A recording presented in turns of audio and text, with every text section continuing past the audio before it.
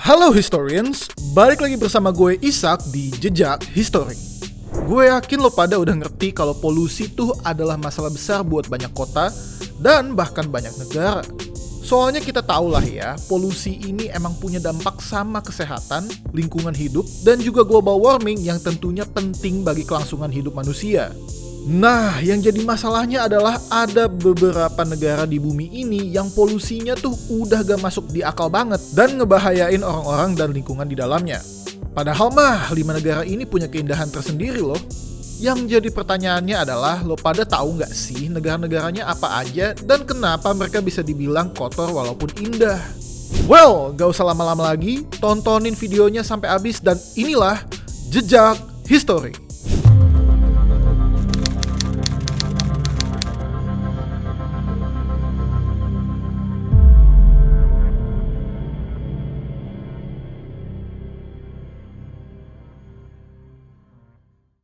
Nomor 5, Indonesia.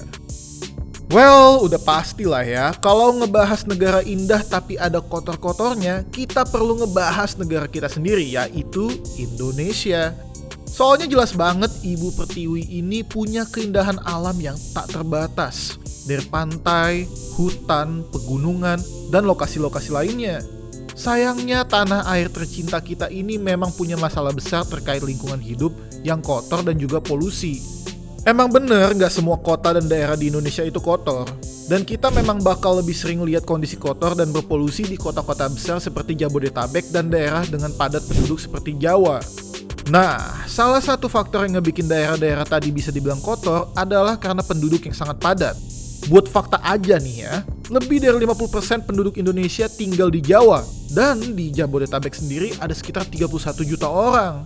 Karena penduduk yang padat di daerah yang gak terlalu luas, tempat tinggal penduduk jadi gak berjauhan dan bisa ngebikin pemukiman-pemukiman kumuh. Makanya sampah jadi cepat dan banyak muncul karena memang banyak orang yang tinggal di daerah seperti itu.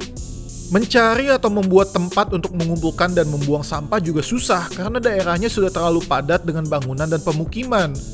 Belum lagi tingkat pendidikan yang rendah bisa berdampak ke penduduk yang kurang dapat edukasi tentang pentingnya lingkungan hidup, membuang sampah dengan benar, dan dampak lingkungan kotor terhadap kesehatan. Kepadatan penduduk ini nimbulin banyak kotoran yang bermunculan seperti sampah, terutama sampah plastik. Dan gara-gara penduduk yang banyak, transportasi dan industri juga banyak yang ngebikin polusi udara semakin parah. Tapi setidaknya di beberapa daerah di Indonesia sudah ada kebijakan dan upaya untuk mengurangi sampah dan polusi. Contohnya seperti pengurangan plastik untuk dipakai di kota-kota besar seperti Jakarta. Jadi kita bisa expect orang-orang bakal makin sadar dan pemerintah makin ngerti kalau polusi dan lingkungan kotor emang jadi masalah penting. Dan semoga aja anak cucu kita masih bisa lihat keindahan Indonesia yang gak ternodai sama kotoran dan juga polusi. Nomor 4, Tiongkok. So, historians, sebenarnya Tiongkok ini memang gak masuk top 10 daftar negara terkotor yang biasanya dibuat oleh organisasi-organisasi internasional. Tapi faktanya nih, Tiongkok ini adalah negara terbesar yang menyebabkan polusi. Jadi beda ya dengan negara terkotor atau negara yang paling banyak polusinya, karena Tiongkok ngebuat terjadinya polusi yang kalau tetap lanjut akan berujung ngebuat nih negara malah ngalamin polusi besar. Jadi gini, Tiongkok memang negara dengan ekonomi termaju dengan output produksi yang besar. Dan gara-gara barang hasil produksi Tiongkok dibuat dalam pabrik-pabrik gede, polusi jadi semakin meningkat dengan pesat di negara ini. Ditambah lagi, gara-gara penduduknya yang banyak, berarti sampah semakin banyak muncul karena konsumsi warga Tiongkok yang emang gede. Dan karena jumlah penduduk yang besar, berarti transportasi juga semakin banyak tuh yang ngebikin emisi gas dan materi yang ngebuat polusi terjadi. Lo pada bayangin aja nih ya, setiap tahunnya Tiongkok bisa ngeproduksi sekitar lebih dari 10 juta kiloton gas karbon dioksida yang terus-menerus meningkat. Itu baru karbon dioksida loh. Berarti ada berapa banyak gas berbahaya lainnya yang muncul gara-gara Tiongkok sendiri. Jadi gak heran ya kalau pemandangan kota-kota di Tiongkok tuh agak gloomy dan gelap. Ya karena udaranya sudah kotor dan ditutupin sama materi polutan tadi. Padahal nih ya, Tiongkok punya keindahan alam yang banyak loh. Misalnya Wuling-Yen National Park yang berisi gunung-gunung batu pasir kuarsa yang menjulang tinggi, pegunungan Himalaya dan juga Tibet yang bersalju, dan juga tempat-tempat lainnya. Semoga pemerintah Tiongkok sadar ya sama bahaya polusi dan sampah-sampah ini biar tempat-tempat ini tetap terjaga. Nomor 3, Bangladesh. Nah, negara yang satu ini nih adalah yang paling kecil dalam list kita karena luasnya cuma hampir 150 km persegi doang. Tapi gara-gara penduduknya banyak banget, jumlah populasinya kagak sebanding dengan luas wilayahnya. Lo bayangin aja nih historians, setiap kilometer perseginya ada sekitar 1.100 orang.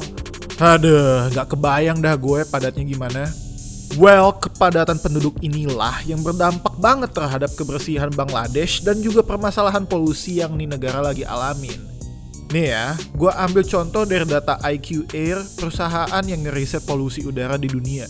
Ternyata Bangladesh ada di nomor 1 sebagai negara dengan polusi udara terbesar. Hal ini pasti disebabkan gara-gara transportasi yang jumlahnya banyak banget dan juga pabrik-pabrik. Belum lagi sampah-sampah yang jumlahnya banyak banget dan pembuangan sampahnya kurang terurus.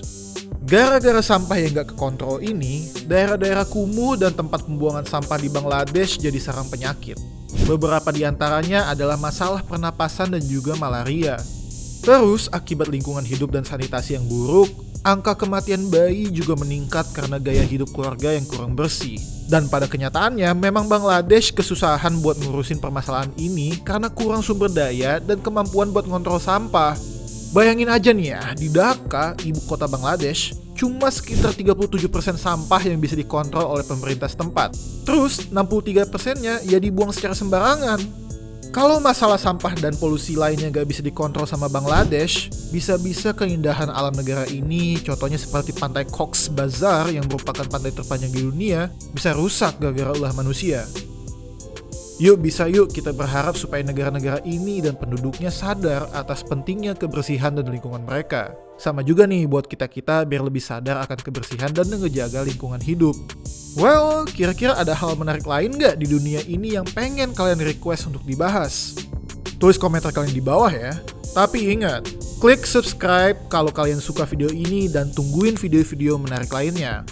Gue Ishak pamit and make your own history.